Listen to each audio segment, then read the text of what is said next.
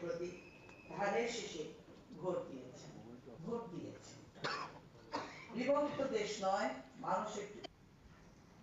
আমি আন্তরিক কৃতজ্ঞতা ও প্রাণঢালা ধন্যবাদ জানাই এদেশের সকল ভোটারকে, যারা সকল ভয়ভীতি উপেক্ষা করে ভোট কেন্দ্রে গিয়েছেন, যারা সকল প্রলোভন প্রত্যাখ্যান করে গণতন্ত্রের সৎ চর্চা করেছেন।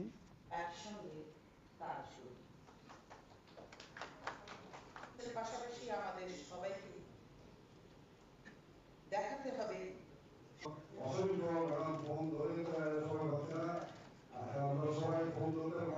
পাশাপাশি আমাদের সবাইকে